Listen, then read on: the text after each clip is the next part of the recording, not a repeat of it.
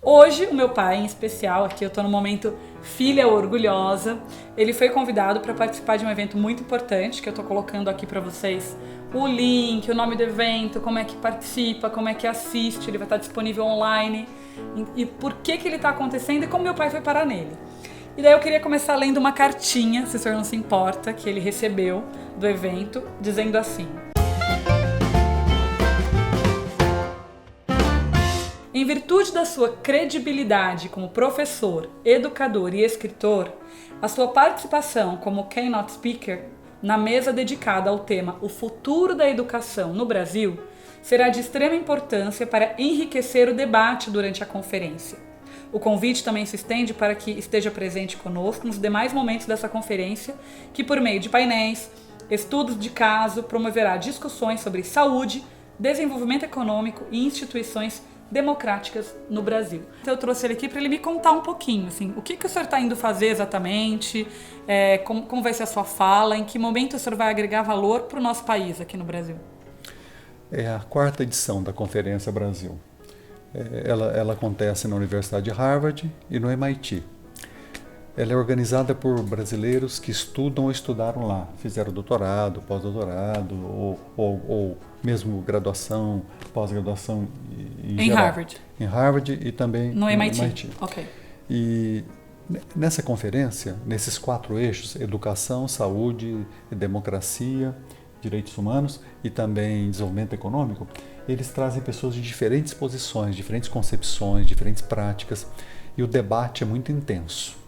Imaginem a ex-presidente Dilma Rousseff e o juiz Sérgio Moro. Tem, por exemplo, o Fernando Haddad, o ex-prefeito de São Paulo, você tem a Marina Silva, você tem o Dallagnol, você tem o Lema, que é um dos homens mais importantes do planeta hoje no mundo econômico, né?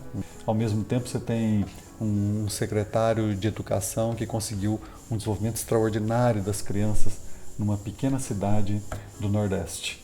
Então é uma experiência muito rica, de grande diversidade e tem sido de diálogo também. Não de consenso necessariamente, mas de diálogo. Que lembra um pouco o vídeo da semana passada que o senhor colocou a questão da empatia, de haver uma inclusão. Isso. Antes de mais nada, precisamos escutar o outro. Vamos ver o que ele tem para dizer. Podemos concordar, podemos discordar, podemos complementar. Isso é experiência de liberdade, de democracia. É isso que nos humaniza. E não pensar por esquema, por slogan, por frase feita, por palavra de ordem. Isso aí não traz vida e não desenvolve vida para nós. Eu espero que a conferência seja isso, altamente democrática, polêmica, que mostre os conflitos e mostre as possibilidades. E deve haver convergências. E dentro há desse coisas evento, em comum, há coisas em comum. E dentro desse evento, qual é a sua participação ativa? A minha participação é uma fala razoavelmente longa, e eu sou uma espécie de coordenador do tema O Futuro da Educação no Brasil. É muito difícil falar disso, é um tema complexo demais, nosso Brasil ainda é mais complexo ainda, né? Então algumas ideias do que nós vivemos, da crise que vivemos e algumas possibilidades de criação. Particularmente eu quero pensar que nós precisamos em educação para poder criar o futuro, enquanto dá tempo de criar o futuro. Ainda dá tempo de criarmos um futuro, do futuro seu que nós fizermos dele. Ainda dá tempo. Eu espero que, de um lado, são as minhas 2 sugestões. Como experiência de vida, de novo, de democracia, de liberdade, nós evitemos o pensamento que dissocia, evitar o pensamento que faz também dicotomias o tempo todo, ou isso ou aquilo, o tempo todo. Muitas vezes não é ou isso ou aquilo. Muitas vezes. E evitar também o pensamento por esquematismos. É você ir com uma ideia pronta e querer encaixar a realidade à força na sua ideia. E o que não encaixa você nega, ou você quer destruir. Que tem muito a ver com essa questão da inclusão, quando uma criança não se enquadra num perfil educativo hoje. Isso. E aí você imediatamente quer eliminar a criança, porque não está... dentro do que você esperava, dentro daquele perfil que você enquadrou. Você vai com o modelo pronto e tenta forçar a vida, forçar as pessoas, forçar a realidade. E isso acontece também em muitas escolas, né? Elas Isso colocam que não tudo. são fidelizadoras. Se seu filho não se enquadra nesse perfil escolar, então ele tem que sair. Mas esse perfil tem que ser amplo, tem que ser aberto. Não pode ser uma coisa única. Não pode ser por decreto, não pode ser estereotipado. Quem trata o aluno como sujeito? Quem chama o aluno para pensar, para viver, para criar? Quem desperta no aluno a curiosidade, o gosto de saber? É o professor. Educação é encontro humano, interação humana. Não podemos esquecer isso. O professor tem que ser tratado como sujeito, temos que ouvir a voz dele, ouvir o que ele pensa, o que ele sente, para que ele possa tratar o aluno assim. Essa questão é decisiva. Na formação docente, o mais importante não é a questão técnica, não é a instrução, é tratar o docente como sujeito que cria ideias, cria conhecimentos, cria saberes, tem o que dizer, precisa ser ouvido. Assim ele tratará os outros alunos. E o sujeito só cresce, só vive quando é tratado como sujeito.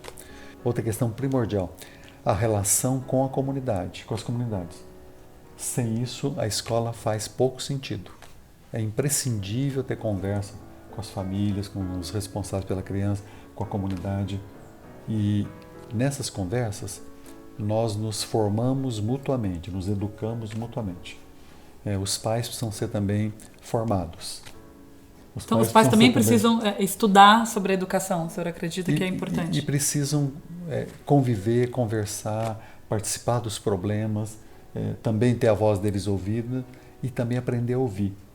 Porque pouco nós sabemos do mundo que tem no mundo da escola, dos mundos que há dentro de uma sala de aula. Então é importantíssima a participação dos pais. Isso vai diminuir muito a intolerância, falta de escuta, negação do outro. Essa é outra questão fundamental. Sem ela, não haverá um futuro criador e humano para a educação. Há muita falta de conhecimento e há um desespero competitivo imenso. Só um exemplo para terminar a nossa conversa. Eu já vi pai de criança de 3 anos chegar na escola e perguntar como é que vai ser a preparação para o vestibular. Isso é uma insanidade. Eu já vi crianças pequenas serem forçadas à alfabetização por problema competitivo, porque o pai, a mãe, o responsável acha que se ela não aprender rapidamente, ela vai estar sendo atrasada, superada. Lá na faculdade, lá na frente. E ao contrário, existe o tempo de cada criança, o ritmo de cada criança. No momento dela aprender, ela aprende, ela floresce. E se isso for desnaturado, isso vai fazer muito mal para o desenvolvimento dela a médio e longo prazo. Ai, pai, obrigada. Bem, aqui tem um livro que nasceu, né, falando de dentro para fora, que nasceu do senhor. Eu queria que o senhor contasse um pouquinho. Ele tem uma frase muito linda.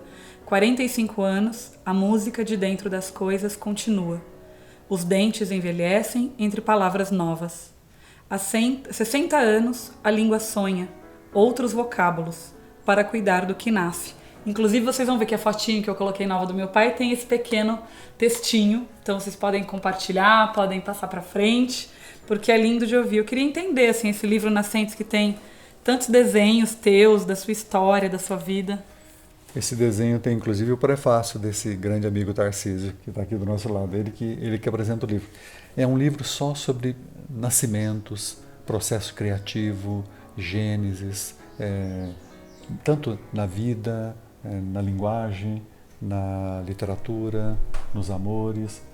É um livro só de textos sobre nascimentos. E para quem quiser adquirir esse livro, como é que faz? Tem que ser na própria editora, que é uma editora de literatura chamada Penalux. É um livro todo sobre a experiência de nos chamar para criar, para recriar sentido. Não é um livro, não são poemas de angústia, de solidão, são poemas de religação de vida, renascimento, de convite para nascer e renascer.